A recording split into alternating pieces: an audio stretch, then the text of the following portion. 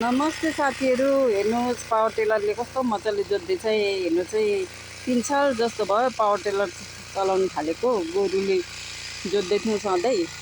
सजिलो छ, निकै सजिलो हुन्छ। एक दिनको काम आधी घन्टामा सक्दैछ। तर एउटा चाहिँ दुःखको कुरा के छ भने बाइचान्स बिग्रिहाल्यो भने चाहिँ आइडिया छैन भने त्यहाँबाट चाहिँ राख्नु पर्यो, टेक्निकल पर्सन खोज्नु पर्यो। यसमा अलिकति ट्रेनिङ दिएर सबै कुरा हुनु भने त सजिलो हुन्थ्यो।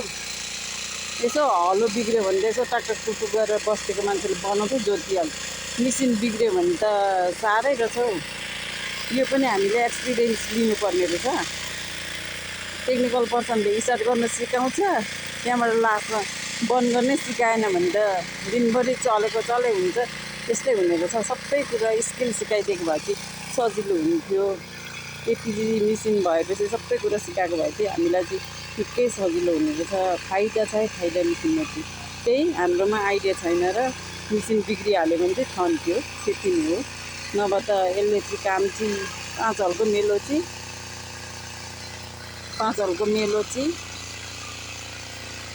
एउटै मेसिनले गर्दैछ। हजुर हेर्नुहोस् है, मेसिनै हुनुपर्ने रहेछ साथीहरू। धन्यवाद। हजुरहरू कस्तो के लाग्दैछ हेर्नुहोस्। हामी चाहिँ यसरी पनि काम चलाउँदैछौँ। हामी फ्यामिली 2 जना, नानीहरू स्कुले। यस्तै चाहिँ यो सबै खेती चाहिँ हामी 2 जनाले गर्दैछौँ। यसो खेताला लाउँदाखेरि कहिलेकाहीँ लाउँछौँ, नभए चाहिँ हामी एक्लै गर्ने गरेको छौँ। यो साथीहरू हेर्नु चाहिँ धन्यवाद साथीहरू।